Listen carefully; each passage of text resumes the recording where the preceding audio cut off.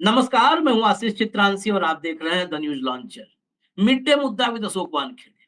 और आज चर्चा पहलगाम के अलावा हम कोई नहीं करेंगे। कुछ जगहों पर 27 मौत की बात हो रही है, कुछ जगह पर यह आंकड़ा 28 का है। 27 हो या 28 हो, यहाँ पर नंबर का खेल नहीं है, यहाँ पर मातम है। आंकड़ा कुछ भी हो, लेकिन मातम, और ये मातम सिर्फ 27 या 28 घरों में नहीं है, ये मातम 143 करोड़ भारतीयों के लिए। 143 करोड़ इसलिए बोल रहा हूं कि मैं हिंदू और मुसलमान को अलग करके नहीं देख सकता। क्यों नहीं देखेंगे, उसी पर चर्चा करेंगे।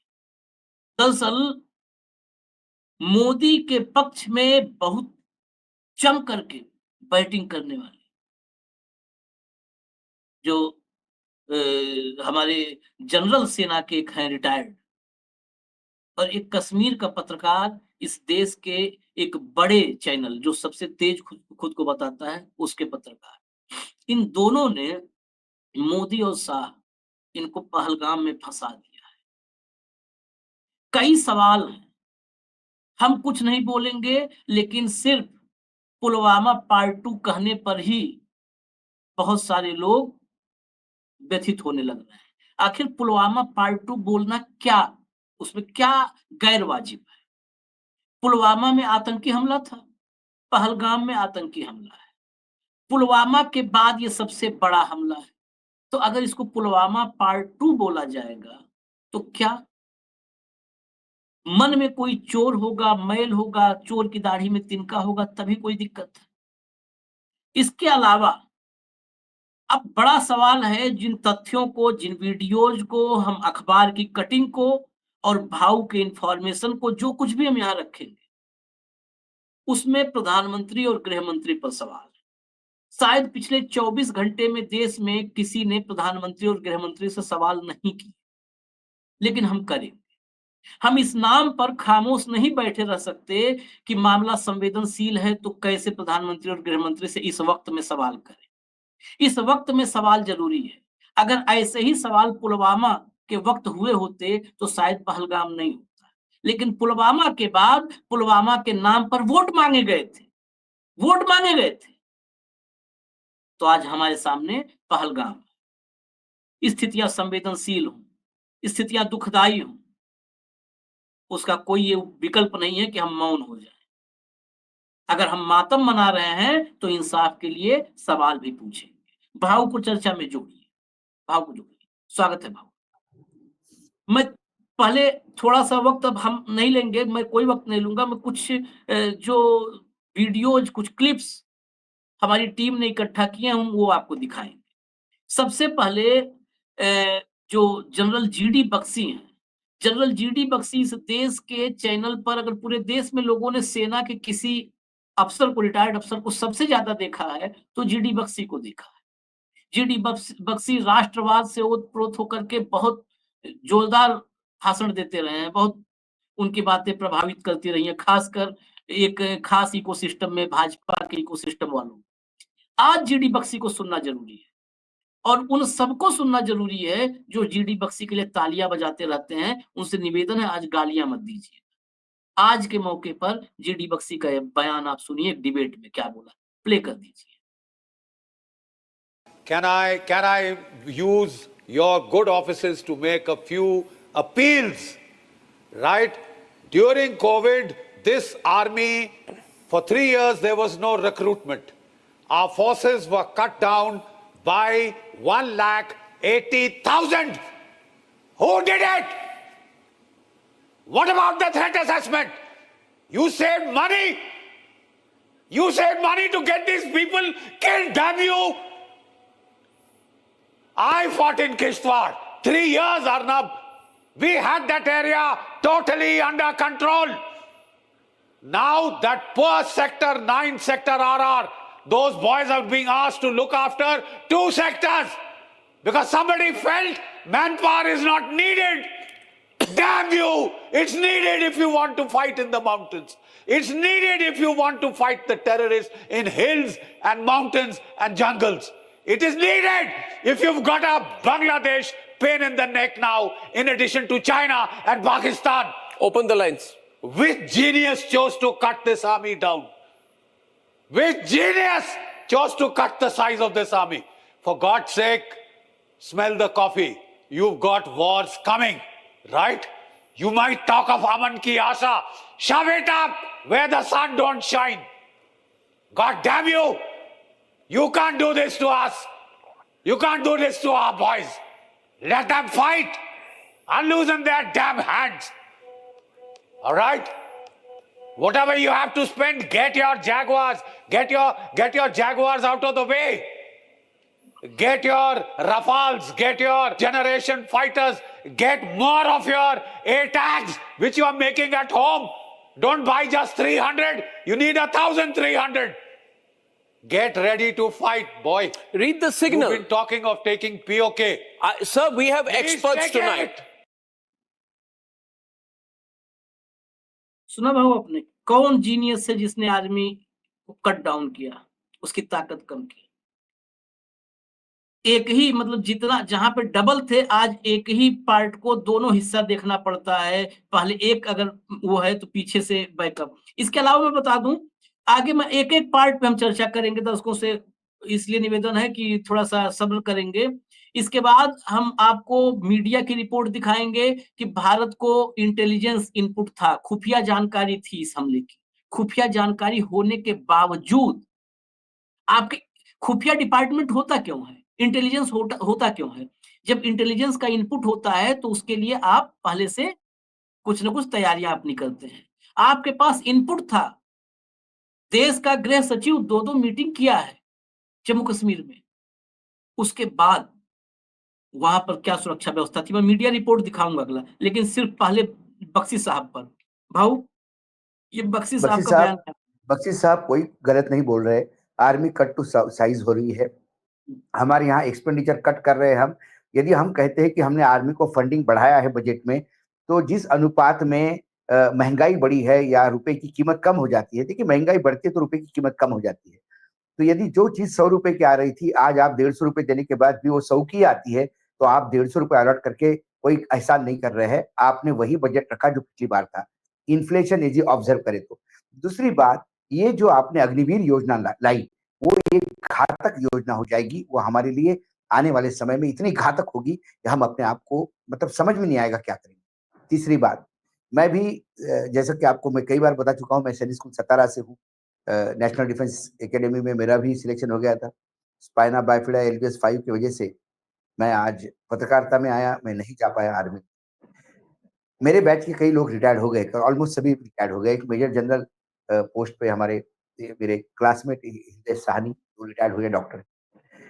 मुझे कल रात से, मैं जब से हमला हुआ तब से मैं चिंतित था, क्योंकि कर्नल अरविंद मोहिते के बहुत ही नजदीकी रिलेटिव दोनों वहां पे थे, और लगातार वो भी आर्मी के अपने रूट्स में था। उसने मुझे कहा कि भाऊ आप कुछ पॉलिटिकल रूट भी देखिए। मैं भी लगातार प्रयास कर रहा था, लेकिन 1 घंटे के अंदर हमको ये पता पड़ गया कि उनके दोनों रिलेटिव मारे गए।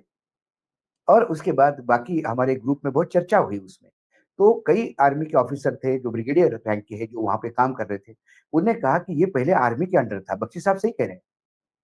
और जब आर्मी के अंडर था तो पूरा कोम्बिंग होता था, पूरा सिक्योरिटी होती थी। लेकिन अब 2000 लोग वहां पे है सैलानी। एक पुलिस वाला नहीं है, एक सीआरपीएफ नहीं है, क्योंकि वो जेके पुलिस और शायद सीआरपीएफ को वो एरिया सीआईएसएफ या सीआरपीएफ को दिया गया है। दूसरी बात, वो एरिया कोई बॉर्डर एरिया नहीं अनंतनाग जैसा कि पाकिस्तान से आना और फिर चले जाना, 4 किलोमीटर का पैच, वो नहीं। ये बहुत इंटीरियर है, जम्मू को लग के है पहलगाम। और वहां इतने अंदर तक इन्फिल्ट्रेशन होना, ये इंटेलिजेंस फेल्योर है। Point number 1। असॉल्ट राइफल लेके आए थे, जो राइफल अमेरिकन सैनिक यूज करते हैं। प्री प्लानिंग के साथ साथ हुआ। दूसरी बात, यदि इंफॉर्मेशन थी, यदि इनपुट था, मतलब ब्रिगेडियर पे ही बात करें, यदि बख्शी साहब पे ही बात करें, तो बख्शी साहब ने बिल्कुल सही कहा।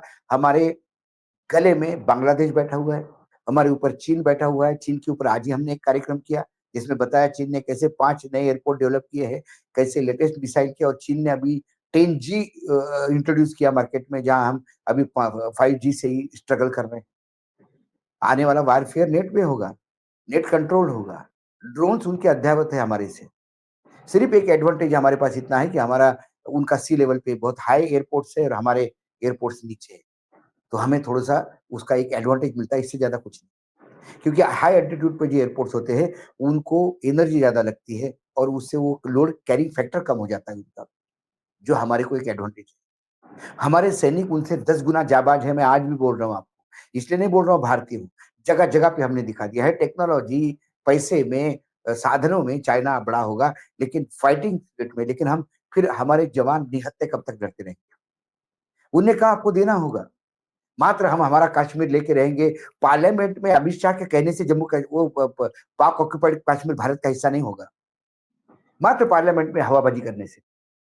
वर्तमान में क्या है, 370 नोटबंदी सारी चीजें होने के बाद ये होता है। इसका मतलब आपने जितने भी जो चीजें की वो फेल्यूर हुई है, बिल्कुल फेल हुई है। 370 35 ये के बाद तो वहां आतंक होना ही नहीं था। और ये क्यों नहीं पुलवामा 2 है? बिल्कुल तुमने सही कहा, पुलवामा 2 ही है ये। पुलवामा 2 भी क्या हुआ, किया गया, होने दिया गया या हुआ? ये 3 सवाल पड़े हैं, अभी भी जवाब नहीं किसी के पास। गवर्नर जो जम्मू कश्मीर के थे वो बोल गए, उनपे सिर्फ सरकार का एक ही आया, तब क्यों नहीं बोला, आप क्यों बोल रहे हो? लेकिन गलत बोला है कोई नहीं कह रहा है। तब भी इंडियन एक्सप्रेस में छपा था, मुझे याद है, मेरे नजर से सरसरी निजाम से गया है वो,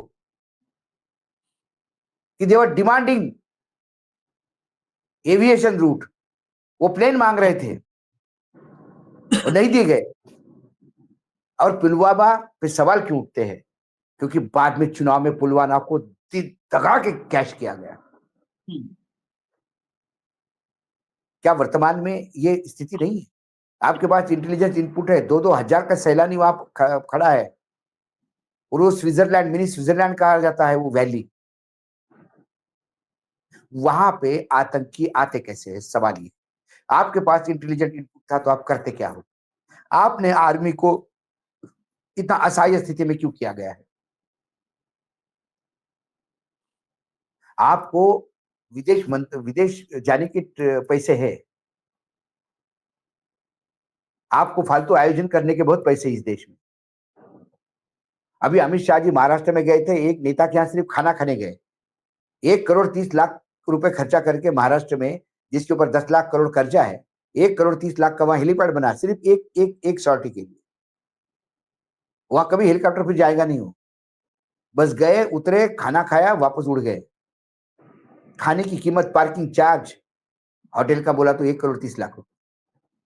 हमारे खर्चे अंडरस्टैंड बाकी जगह होते हैं, आर्मी की जगह ही क्योंकि जब अपने को पता है कि हमारे बांग्लादेश के साथ संबंध क्या है, हमारे ऊपर नेपाल में लेफ्ट कैसा, चाइना कैसा घुसा हुआ है, चीन खुद 3600 किलोमीटर की बॉर्डर पे हमको परेशान किए हुए है, और यहाँ पाकिस्तान जो जम्मू कश्मीर से लेकर राजस्थान तक फैला हुआ है, और नीचे कच्छ, गुजरात का कच्छ तक।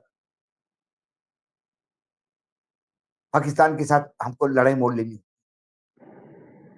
तो बख्शी ने कुछ गलत नहीं कहा, लेकिन बख्शी ने पहली बार जीवन में सही भी कहा। आज एक आर्मी वाले के लिए दिल धड़क रहा था। हाँ, आर्मी के साइज कट डाउन किया गया है। मैं आपको और दिखाता हूँ, मैं कहा था ना कि खुफिया इनपुट था। खुफिया इनपुट हम अपने मन से नहीं कर रहे हैं, मैं आपको जो भी बोलूंगा वो दिखाऊंगा। लेकिन पहले, उससे पहले जो एक संसद का जिक्र कर दिया भाऊ ने, चला दीजिए जरा, सुनिए। देश ऐसे चलेगा क्या? सुनाइए भाई। मैं जरा आज सदन को याद दिलाना चाहता हूं, पाकिस्तान सीमा पर हमले करता था और उसके बाद पाकिस्तान हाथ ऊपर करके मुकर जाता था, भाग जाता था, बोले हमारी तो कोई जिम्मेवारी नहीं है, कोई जिम्मा लेने को तैयार नहीं होता था। और इनका पाकिस्तान से ऐसा प्रेम था वो तुरंत पाकिस्तान की बातों पर विश्वास कर लेते थे। पाकिस्तान कहता था कि आतंकी हमले होते रहेंगे और बातचीत भी होती रहेगी। इन्हें यहाँ तक कहते थे पाकिस्तान कह रहा है तो सही कहता होगा, ये इनकी सोच नहीं है। कश्मीर आतंकवाद की आग में दिन रात सुलग रहा था, जलता था, लेकिन कांग्रेस सरकार का काम कश्मीर के आम नागरिकों पर विश्वास नहीं था। वे विश्वास करते थे हुर्रियत पर, वे विश्वास उन लोगों पर करते थे जो पाकिस्तान का झंडा लेकर के चलते थे। भारत ने आतंकवाद पर सर्जिकल स्ट्राइक किया, भारत ने एयर स्ट्राइक किया। इनको भारत की सेना पर भरोसा नहीं था, उनको दुश्मन के दावों पर भरोसा था। भारत ने सब कुछ किया, लेकिन भारत ने पुलवामा का सच नहीं बताया। भारत अब प्रधानमंत्री ने अब पुलवामा का सच नहीं बताया। प्रधानमंत्री के इन्हीं वक्तव्य को बात करें। मैं एक और प्रधानमंत्री ने आगे कहा, एक दिखा दूं भाऊ, एक इस पे थोड़ी बात कर ले, 2 सेकंड दूंगा। प्रधानमंत्री जी ने अपने उद्बोधन में कहा कि इनको यानी विपक्ष को बातचीत करेंगे, बातचीत पे भरोसा था। तो भाई बातचीत तो अटल जी ने शुरू की थी। पार्लियामेंट तक का हमला कब हुआ था? अटल जी के समय हुआ था। सबसे ज्यादा हमले बीजेपी की सरकारों पे ही, सरकार होते हुए हुए। मुझे याद है अटल जी को लिए जब संसद में विरोध था कि नहीं बातचीत होना चाहिए, तब अटल जी ने कहा था कि मैं जब ट्रेन से दिल्ली के लिए निकलता हूं, ग्वालियर से निकलता था, तो जैसे ही दिल्ली के तरफ ट्रेन दिल्ली में घुसने लगती थी, तो बड़े बड़े पत्थरों पे लिखा रहता था वहां पे विज्ञापन, रिश्ते ही रिश्ते, मिलके तो देखे। तो उन्हें कहा कि वही लाइन मुझे याद आ जाती है आज, रिश्ते ही रिश्ते, मिलके तो देखे।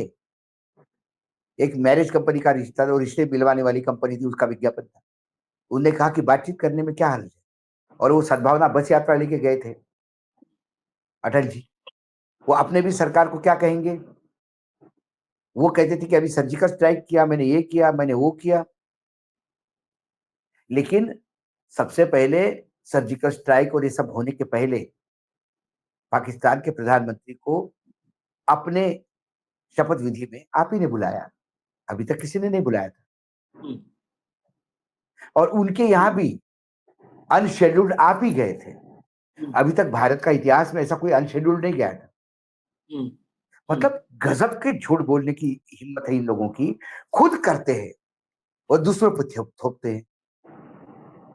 कि प्रधानमंत्री के अभी वक्तव्य का यदि तुम पोस्टमार्टम करो तो ये ऐसा होता है। नहीं, मैं तो अभी खुफिया इनपुट वाली जो बात है, खुफिया इनपुट वाली खबर दिखाता हूं, जो दिखाइए, हेडलाइन दिखाइए पहले। हेडलाइन हिंदुस्तान है, कोई मैं ऐसा भी नहीं है कि कहीं से भी उठा दिया। खुफिया एजेंसियों के पास थे हमले के इनपुट, फिर पहलगाम में दिन दहाड़े कैसे हुआ नरसंहार, इनसाइड स्टोरी। इनपुट के बारे में जरा नीचे जो डिटेल है वो भी आपको मैं पढ़ के बता देता हूँ। इनपुट पूरा दिखाऊंगा। इनपुट दिखाइए क्या, देखिए पहले जानकारी थी। सबसे चौंकाने वाली बात यह है कि खुफिया एजेंसियों को इस तरह के हमले की संभावना के बारे में पहले से इनपुट मिले थे। अप्रैल 2025, अप्रैल में ही हम हैं, अप्रैल 2025 की शुरुआत में ही खुफिया सूत्रों ने चेतावनी दी थी कि आतंकी संगठन पहलगाम जैसे पर्यटक स्थलों को निशाना बनाने की योजना बना रहे हैं। इनपुट्स में यह भी कहा गया था कि आतंकियों ने रेकी कर ली है और वे किसी बड़े हमले की फिराक में है। खुफिया जानकारी के अनुसार हमास, जैश और लश्कर के बीच तालमेल बढ़ रहा था और पाकिस्तान के कब्जे वाले कश्मीर पीओके में आईएसआई की देखरेख में आतंकियों को प्रशिक्षण दिया जा रहा था। अब देखिए और इम्पोर्टेंट, 10 मार्च को केंद्रीय गृह सचिव गोविंद मोहन ने जम्मू में एक उच्च स्तरीय सुरक्षा समीक्षा बैठक की अध्यक्षता की। 1 महीने से भी कम समय बाद 6 अप्रैल को केंद्रीय गृह मंत्री अमित शाह ने श्रीनगर में इंटीग्रेटेड कमांड की बैठक की अध्यक्षता की। जम्मू कश्मीर के 2 क्षेत्रों में लगातार बैठकें खुफिया एजेंसियों की चेतावनी के बीच हुई कि पाकिस्तान जम्मू कश्मीर में भीषण गर्मी की तैयारी कर रहा है। मंगलवार को जब पहलगाम में पर्यटकों की चीख गूंजने लगी तो एजेंसियों की आशंका सच साबित हुई। 6 अप्रैल को वहां पर अमित शाह, ये खत्म हो गई ये खबर, क्या और डिटेल हो तो बता दीजिए, मैं पढ़ देता हूँ। ये पूरा इनपुट में जो पूरा डिटेल छपा हुआ है वो मैं बता रहा हूं आपको। देखिए, इंडिया टुडे की रिपोर्ट के मुताबिक लगभग 6 आतंकियों ने कुछ स्थानीय सहायकों की मदद से इस हमले को अंजाम दिया। सूत्रों ने बताया कि आतंकी हमले से कुछ दिन पहले से इलाके में आ चुके थे, रेकी भी की थी, मौके की तलाश में थे। अप्रैल की शुरुआत 1 से 7 तारीख के बीच में कुछ होटलों की रेकी किए जाने की खुफिया सूचना पहले से मौजूद थी। 1 से 7 अप्रैल के बीच। हालांकि एक वरिष्ठ सूत्र ने कहा कि यह कहना गलत होगा कि खुफिया एजेंसियों से चूक हुई। इनपुट्स थे लेकिन हमलावर मौके की तलाश में थे, उन्होंने सही समय देखकर वार किया। देखिए, ये वरिष्ठ सूत्र ने कहा, लेकिन इसको लाइन को आप ध्यान रखिएगा। सही मौके की ही तलाश तो करता है जो गलत करने वाला होता है। इस हमले में कुछ विदेशी, खास तौर पर पाकिस्तानी आतंकवादी भी शामिल बताए जा रहे हैं। माना जा रहा है इन आतंकियों ने कुछ दिन पहले घाटी में घुसपैठ की थी। हमले अ, इस हमले में की थी। केंद्रीय बलों द्वारा रखे गए आंकड़ों के अनुसार जम्मू कश्मीर में 70 आतंकवादी सक्रिय हैं। ये केंद्रीय बलों के आंकड़े हैं। डीजीपी नलिन प्रभात द्वारा मार्च में हीरानगर में एक ऑपरेशन का नेतृत्व करने के बाद अंतर्राष्ट्रीय सीमा पर हाल ही में घुसपैठ की कोशिशों को विफल किया गया था। मैंने पूरा बता दिया जो दोनों पक्ष जो उसमें बोले हैं। एक और खबर थी जो 6 अप्रैल को आज तक स्क्रीनशॉट कंट्रोल रूम मैंने दिया था। वो अगर आप लगा देते तो बहुत अच्छा होता, क्योंकि 1 से 7 अप्रैल के बीच ये सब हुआ है, मतलब इनपुट्स मिले थे।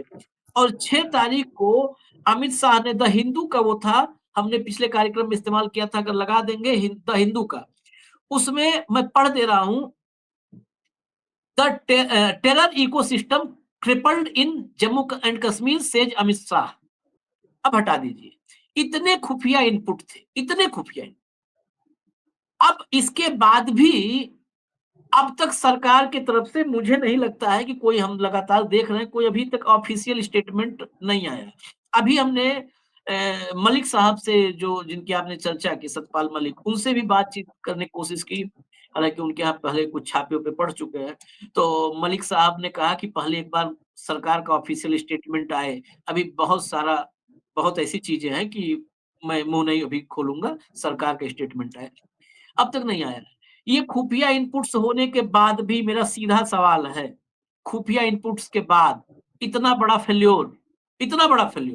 पुलवामा में अकेली वही गाड़ी थी जो बुलेट प्रूफ नहीं थी, जिस पर अटैक हुआ।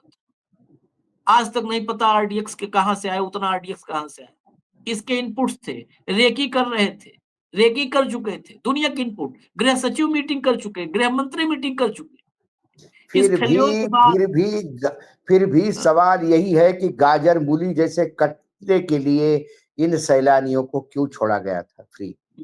क्यों वहां पुलिस इनपुट नहीं? दूसरी बात, मेरे कुछ आर्मी के मेरे मित्रों ने मुझे बताया कि अभी अमरनाथ यात्रा शुरू हो रही है। अमरनाथ यात्रा शुरू होने के 1 महीने पहले से हम कोम्बिंग शुरू करते हैं, क्योंकि ये आतंकी ऐसे ही आके छुप के बैठ जाते हैं और फिर यात्रा शुरू होने के बाद हमला करते हैं। तो पहले से 1 महीना पहले से वहां तैयारी होती है। ये अभी अमरनाथ की यात्रा अभी शुरू होने वाली, ऐसे में ये तैयारी तो चली रही होगी। इन तैयारियों को बीच में भी ये हो गया, तो फिर सवाल उठता है कि हुआ कैसे, ऐसे कैसे हुआ, या इस बार इतना ढीला क्यों छोड़ा गया? अब पुलवामा 2 कहोगे तो तुम तो इसलिए कह रहे हो क्योंकि उससे इतना बड़ा हत्याकांड हुआ नहीं पुलवामा के बाद, इसलिए आप इसको 2 कहते हो। लेकिन पुलवामा पे सवाल उठते हैं तो इस पे भी सवाल उठ रहे हैं, इसलिए पुलवामा 2 कहते से ही कई लोगों को आग लग जाती है जिनके दाढ़ी में तिनका है। हाँ। सवाल ये है कि क्या पूरे देश पर फिर एक बार हमले की आशंका बताई जाएगी? फिर एक बार ये बताया जाएगा कि मुसलमानों को ढूंढ ढूंढ के मारा? वो पाकिस्तान की टेक्निक है भारत में दंगे करवाने। लेकिन यदि ऐसा उन्होंने मारा है तो एक तो नमाजी भी था उसमें, जो बेचारा नमाज भी पढ़ता था, पूरे मुस्लिम धर्म को अपने शिद्दत से निभाता था, उसको भी छलनी कर दिया, अकेला कमाने वाला अपने घर में।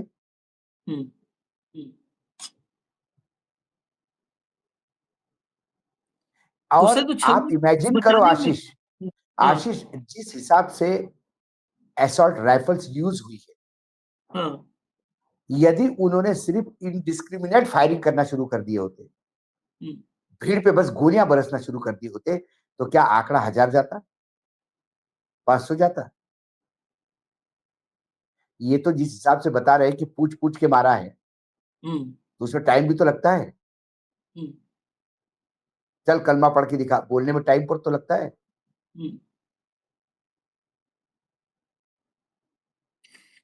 मामला कलमा पे तो हम आएंगे बाबू, कलमा पे भी बात करेंगे, जब बात है कलमा पे ही देश भर बात करना चाहता तो करेंगे।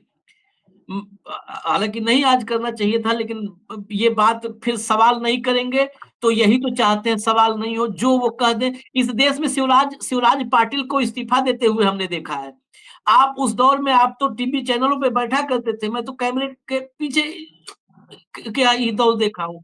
मतलब किस तरीके से हम लोग खबर चलाते थे, हेडलाइन बनाओ, ये कपड़े बदला, इसकी ये फोटो लगाओ, वो फोटो लगाओ, कैसे किया। आज इस देश में सुबह से क्या खबर है, क्या क्या फर्क आ गया, क्या फर्क आ गया 2008 के भारत में, 2025 के भारत में। फर्क ये आया है कि 2008 में इस देश के गृह मंत्री से कड़वे सवाल होते थे, उसके कपड़े, उसके हाव भाव, उसकी भाव भंगिमा, उसके सीरियसनेस, इसका आकलन होता था। टीवी पे इस्तीफा मांगा जाता था, कब इस्तीफा दोगे शिवराज पाटिल, और इस्तीफा देना पड़ा था, गृह मंत्री पद छोड़ना पड़ा था। आज सुबह से लगता है रात में ही सक्रिय हो गए, सुबह एयरपोर्ट पर ही मीटिंग कर ली, सुबह एयरपोर्ट पर ही मीटिंग कर ली। नतीजा क्या है, आज आप छोड़ दीजिए, कहीं ना मीटिंग करिए, आज आप पुलवामा का बता दीजिए आरडीएक्स कहां से आया था, वो क्यों नहीं बता पाए। आज आप क्यों नहीं बता पाए, 6 साल में नहीं बता पाए, आप 6 साल में नहीं बता पाए। बताइए, आपने एनआईए बनाई थी, एनआईए माद में कुंभ निशाने पर फला आदमी रखा था, उस जो है उसको स्लीपर सेल पर नजर आ गई। एनआईए पर मैं सवाल करता हूं, भाई आज तक क्यों नहीं खोज पाया भाऊ, क्यों नहीं खोज पाया कि आरडीएक्स कहां से आया था, कौन पीछे था, हुआ कुछ। आप सुनिए, ये देखिए मीडिया का हालत में सवाल की बात आई थी, मुंबई पे हमला हुआ, मुंबई पे हमला हुआ, आरडीएक्स कहाँ उतरा, किस ट्रक से आया, किसने हैंडलिंग की, सारे लोग के नप गए, सारे लोग नप गए। ए टू जेड है, डिटेल है, बोट नंबर से लेकर के, और मतलब सब लोग नप गए, सजाएं हुई, फांसी की सजाएं हुई। लेकिन पुलवामा में अभी कुछ नहीं। मैं जब जम्मू श्रीनगर गया था तो मुझे कुछ अधिकार, कुछ मेरे मित्र हैं जैसे कि भाई ऐसे तो आजकल माहौल ऐसा चल रहा है कि कोई हमसे ओपनली मिलता भी नहीं। एक बड़े सीनियर पुलिस ऑफिसर ने तो मुझे ये भी कहा, मैंने बोला ये आरडीएक्स आया कैसे यार। पुलवामा के बाद जब एक मेरी ट्रिप, मैं श्रीनगर गया था, उनने पूछा वो तो कुछ नहीं है, लेकिन रेलवे का एक्सप्लोजिव भी गायब बताया जाता है कुछ, ये भी नहीं पता, उसके बारे में भी कुछ चर्चा नहीं कर सकते, क्योंकि चर्चा करेंगे तो बोलेंगे कि आप पाकिस्तान के लिए बात कर रहे हो। आज यदि मैं कहूं कि हमारा इंटेलिजेंस फेलियर है तो आप पाकिस्तान को मदद कर रहे हो। अरे पाकिस्तान की इतनी किसी औकात हो गई कि इतना अंदर जाके मारे, क्या औकात हो गई। हमने हमारे भाई बहनों को कैसा उनके सामने पकड़ो भीड़ बकरियों जैसा छोड़ दिया था, जैसा शेर के लिए कोई बकरी बांध के रखता है शेर को बुलाने की। कैसे 2000 सैलानी आमी, एक भी पुलिस वाला नहीं था वहां पे, कैसे, किस भरोसे थे। सवाल ये है, जब आपको पता है कि पहलगाम जैसी जगह पे ये है तो आपने वहां पे पेट्रोलिंग बढ़वाना था, आपने वहां पुलिस फोर्स बढ़वाना था, क्यों नहीं बढ़ाया।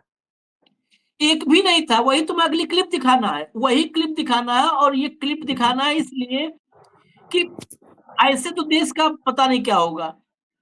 रिपोर्टर हम लोग, मतलब अशरफ वानी को हम कश्मीर के मामले में मानते हैं कि एक रिपोर्टर जिसको लगातार हम, भाई हमारा तो रिपोर्टर है नहीं तो लगातार सुनते हैं गंभीर। नहीं, और वो सही मायने में देशभक्त हैं। वो हिंदू मुसलमान के ऊपर से उसके रिपोर्टिंग पे मैंने कभी जीवन में, मैंने कभी उसके रिपोर्टिंग पे सोच भी नहीं सकता सवाल उठाने का। वो इंडियन, वो भारतीय है, वो विशुद्ध भारतीय है। हम तो कमरे में बैठ के विश्लेषण करते आशीष, वो तो आतंकियों के बीच में गोलियों के बौछार में रिपोर्टिंग करता है वो अशरफ वानी। अशरफ ने जब यही लापरवाहियों को उजागर करना शुरू किया, खुफिया इनपुट्स की बात बोलनी शुरू की, चैनल ने म्यूजिक उठा दिया, फुल फ्रेम ब्रेकिंग मार दिया और उसकी आवाज रोक दी। ये है, ये असली पता है। इसीलिए सवालात जब दबा दिए जाते हैं, सच को दबाया जाता है, तो लोग मौज से अपने हिसाब से शासन करते हैं। क्लिप दिखाइए जरा, आज तक वाली क्लिप दिखाइए। तीसरी महत्वपूर्ण बात जो जानकारी हमारे पास मिल रही है, सुरक्षा एजेंसियों का मानना है, खासतौर से होम मिनिस्ट्री की तरफ से और उच्च अधिकारी की तरफ से और इंटेलिजेंस एजेंसीज की तरफ से, कि सुरक्षा में चूक हुई है। ये मजाक नहीं है। 2000 टूरिस्ट किसी एक पिकनिक स्पॉट पे हैं, वहां पर ना ही पुलिस बल की कोई तैनाती, ना ही सुरक्षा बलों की कोई तैनाती। हम देखते हैं जब अमरनाथ यात्रा होती है, 10 मीटर, आपने भी देखा होगा, वो आगे पूरा डिटेल बताने से पहले ही ऑडियो कट म्यूजिक अप करके कि 2000 पर एक भी सुरक्षा कर्मी नहीं था, 2000 सैलानी थे। और जबकि वही पहलगाम से अमरनाथ यात्रा होती है तो हर 10 मीटर पर 10 मीटर, मात्र 10 मैंने मीटर क्या पर कहा, आर्मी सुरक्षा। के मेरे रिटायर्ड मेरे मेरे क्लासमेट्स ने मुझे जो बताया हुँ, कि अमरनाथ यात्रा के 1 महीना पहले से कोम्बिंग ऑपरेशन शुरू करते हैं, हुँ, क्योंकि ये आतंकियों का मोडस ऑपरेंडी रहा कि वो आके पहले बैठ जाते हैं, किसी हुँ, घर में पनाह लेंगे, अंदर ही अंदर रहेंगे, एक आध महीना अंदर बाहर और धीरे से फिर वो हमला बोल देते। तो पहले 1 महीना पहले से चलो कि इनको जगह ही मत आने दो। ये रेगुलर प्रैक्टिस है, इस बार क्यों नहीं हुआ? अमरनाथ यात्रा कब कितने तारीख को चालू होने वाली? सर पे है अभी, हुँ, हुँ, क्यों नहीं हुआ? हुँ, और जब इनपुट पहलगाम के नाम से आया, हुँ, तो पहलवान को किसके भरोसे छोड़ दिया हुँ, कि रामलला की प्राण प्रतिष्ठा हो गई तो हो गई, अब कोई आएगा नहीं। हुँ, या प्रधानमंत्री की आंखें लाल होने का इंतजार कर रहे थे, तो लाल आंखों से देखेंगे तो पाकिस्तान उधर बलूचिस्तान से लेके अफगानिस्तान तक भाग जाएगा। हुँ, यदि दिल्ली में बम विस्फोट होते हैं हाँ, और इंटेलिजेंस फेल्योर माना जाता है, तो शिवराज पाटिल का इस्तीफा हुआ था। हुँ, मुंबई पे हमला होता है, मुंबई पे हमला होना तो ये विदेश से हमला हुआ था पाकिस्तान से, वो तो सारा मामला सबके सामने है। हुँ, एक तो जब उसको आर पाटिल को इस्तीफा देना पड़ा, गृह मंत्री को हुँ, महाराष्ट्र। अब महाराष्ट्र का काम थोड़ी सेना बॉर्डर सिक्योरिटी का है, हुँ, लेकिन दिया उन्होंने, विफलता है उनकी।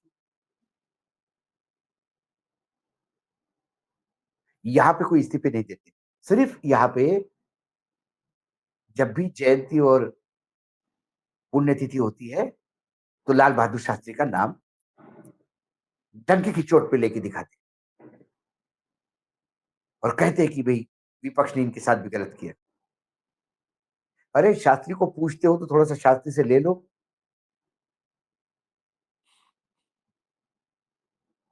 हमारे यहाँ कुछ नहीं, मैंने कहा ना, हमारे यहाँ गृह मंत्री, प्रधानमंत्री के ट्वीट, गृह मंत्री के रिएक्शन, ये सब हिंदी फिल्मों के पुलिस जैसी हो गई। जब हीरो विलन को मारता है, सब कुछ कर देता है, बाद में सायरन बजाते हुए पुलिस आती है और विलन के कंधे पे हाथ रखता है कि देश तुम्हारा नौजवान ऐसे देश को चाहिए,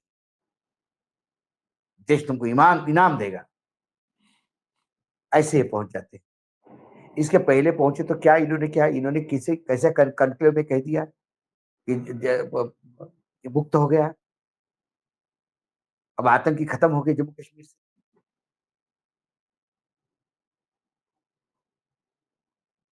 कई चीजें हैं आशीष, कई चीजें सवालों के घेरे में, और जब सवालों के घेरे में सब लोग हैं तो फिर सवालों के घेरे में गृह मंत्री भी है, सवालों के प्रधानमंत्री घेरे में गृहमंत्री इस्तीफा दे जम्मू देंगे। कश्मीर की पुलिस भी है। हुँ, नहीं इनको तो इस्तीफा देना चाहिए, देश में हो सकता है इस्तीफा दे दें नहीं तो। नहीं, आप हाँ, अब राजनाथ सिंह जी ने पहले कह दिया था कि ऐसे थोड़ी इस्तीफे दिए जाते, हम तो नहीं देंगे इस्तीफे। हुँ, राजनाथ सिंह जी ने पार्टी की लाइन बड़ी बता दी, ये मूर्ख थे बाकी जो हाँ, लोग इस्तीफा उन्होंने कहा देते थे। था हमारे यहाँ इस्तीफे नहीं हाँ होते, हमारे यहाँ इस्तीफे हाँ नहीं होते। हाँ, हमारे यहाँ इस्तीफे नहीं, उन्होंने कहा। चलिए खैर इस्तीफे नहीं होते हैं, देश की जनता बड़ी विडंबना, कई बार मैं नेताओं से ज़्यादा जो है आज तो सुबह से इसी पर वो कर रहे हैं, बहुत कंट्रोल करना पड़ रहा है अपनी जुबान पे भी। इस देश की जनता ज़्यादा ज़िम्मेवार है, जो कुछ भी है। मोदी ज़िम्मेवार, हाँ, शाह ज़िम्मेवार, देश की खुफिया एजेंसियाँ आज ज़िम्मेवार। जनता इस बारे में ज्यादा, मतलब मीडिया भी इस बारे में हाईलाइट कर रहा है कि वो पूछ पूछ के मारा, हिंदुओं को मारा, पूछ पूछ के मारा, वो आतंकी अंदर कैसे आए इस पे कोई बात करने को तैयार नहीं। इस पे कोई नहीं तैयार। सरकार का फेल्योर है, कोई करने को तैयार नहीं।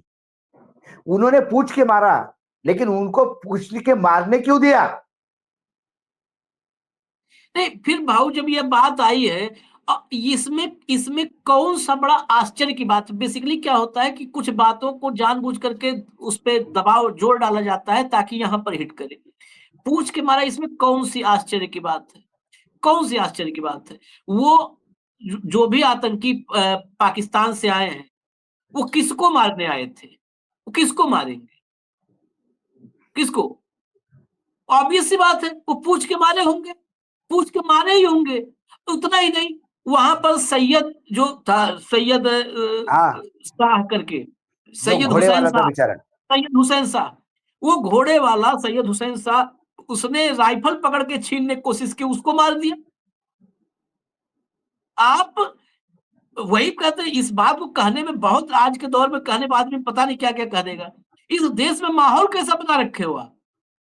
ये पूरी दुनिया में नहीं है क्या? अमेरिकी रिपोर्ट, अगर अमेरिका के विदेश विभाग की रिपोर्ट ये कहती है कि भारत में सरकार प्रायोजित धार्मिक भेदभाव है, सरकार प्रायोजित, ये अमेरिका के विदेश मंत्रालय की रिपोर्ट कहती है। सालाना रिपोर्ट आती है अमेरिका के विदेश मंत्रालय की, हमने कई बार शो की है। जिसको नहीं यकीन हो, जा गूगल पे सर्च कर ले।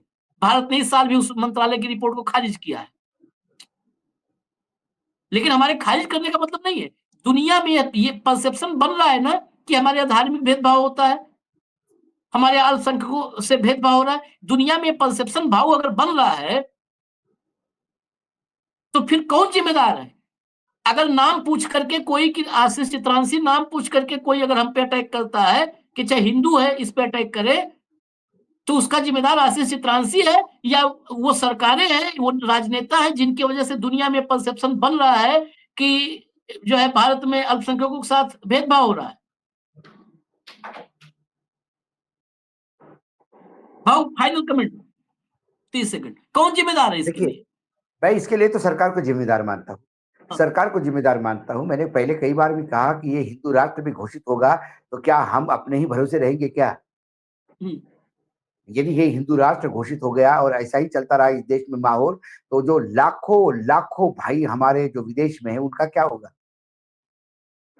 आज कनाडा में मंदिरों पे हमले हो रहे हैं, बांग्लादेश में मंदिरों पे हमले हो रहे हैं, आज ऑस्ट्रेलिया में हमले हो रहे हैं।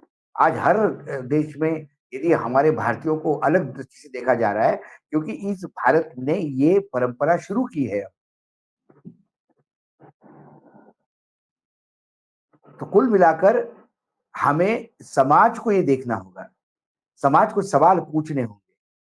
पाकिस्तान के लोग तो पूछ के मारेंगे, वो चाहते हैं भारत में हिंदू मुसलमान के दंगे हो। जब भारत में दंगे होंगे तभी भारत अशांत होगा।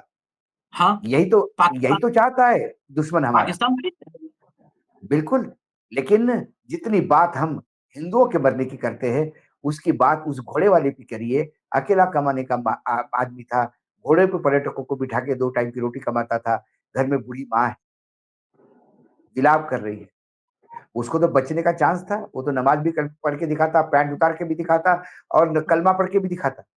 हाँ, लेकिन उसने तब हिंदू मुसलमान नहीं देखा, उसने आतंकी देखा। वो राष्ट्र प्रेमी था, उसने आतंकी की बंदूक खींची। किसी ने हिम्मत की आतंकी की बंदूक को हाथ लगाने की?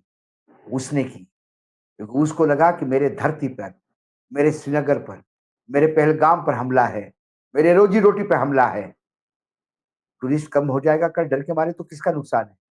जम्मू कश्मीर का नुकसान है, मेरे जम्मू कश्मीर का नुकसान है। जम्मू कश्मीर के प्रति उतना प्यार भी चाहिए। सिर्फ ये बोलने से नहीं होगा। जहां शहीद हुए मुखर्जी, वो कश्मीर हमारा है एक नारा, और दूसरा पाकिस्तान पीओके भी लेके रखेंगे। नारों से प्रेम नहीं होता, दिखाना होता है।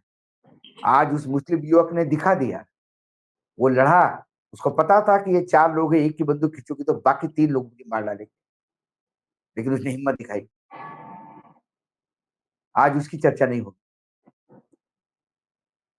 आज कितने मरे, पूछ पूछ के मारा, पूछ पूछ के मारा। शर्म आती है जब एक पोस्टर देखा मैंने छत्तीसगढ़ बीजेपी का, धर्म पूछ के मारा, जात नहीं पूछी। जात काय को पूछेंगे पाकिस्तान वाले? वो जिम्मा आपको दिया है उनने, जात पूछ के आप मारो। हाँ, दलितों पर अत्याचार हो ही रहा है ना, छत्तीसगढ़ से लेके उत्तर प्रदेश, मध्य प्रदेश, राजस्थान, हाँ, कौन सा राज्य है जहाँ बचा हुआ है? तो बिल्कुल सही। पाकिस्तान ने काम आप पे छोड़ा है। हाँ, लेकिन ये भारत पे हमला है, ये किसी एक धर्म पे हमला नहीं था। और यदि उस ट्रैप में हम आ जाएंगे तो हम पाकिस्तान की भाषा बोलेंगे। हम पाकिस्तान ने जो नरेशन सेट किया है, हम पाकिस्तान के ट्रैप में अटक के पाकिस्तान की लैंग्वेज बोलेंगे। हम वही कर रहे हैं जो सारे हमारे जो गोदी मीडिया है, वो यही जो करने का प्रयास कर पाकिस्तान रहा है चाह रहा है कि जो वो हम कर रहे पाकिस्तान चाहता है, हैं, वही कर रहे हैं। और पाकिस्तान के इन मंसूबों को हमको उखाड़ के फेंकना होगा।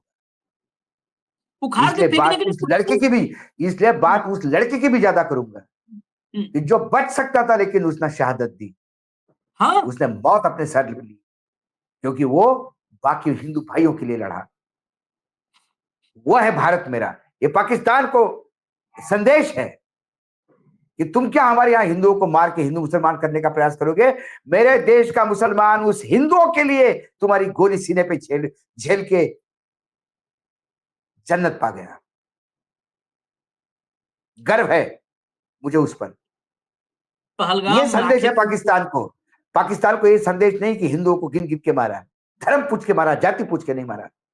जूते मारने चाहिए ऐसे लोगों को जो ये बात करते हैं। पहलगाम में मैं आखिर में वही, हमने बहुत सारी क्लिप चलाई है, सुनी है। अगर इतना ही दिखाने लगे ना तो आतंकी हमला कैसे हुआ वो काम फिर केंद्र सरकार की जिम्मेदारी है, वो बदला ले, इंसाफ दिलाए। लेकिन टैक्सी एसोसिएशन का मैं सुन रहा था, उनका जो रिएक्शन था, वो रो रहे हैं सड़कों पे, सब कह रहे हैं कि हमारे यहाँ आज तक कभी ऐसा नहीं हुआ था, पहलगाम में कभी नहीं हुआ था। वहां जैसे कहा कि जैसे हमारे हाजी होते हैं वैसे ही अमरनाथ के यात्रियों को हम हाजी मानते हैं। मतलब वो हमारे हमारे हज जाते हैं अल्लाह और खुदा की इबादत के लिए, और भोलेनाथ के महादेव की इबादत के लिए हिंदू भाई आते हैं यहाँ तो वो भी हाजी हैं।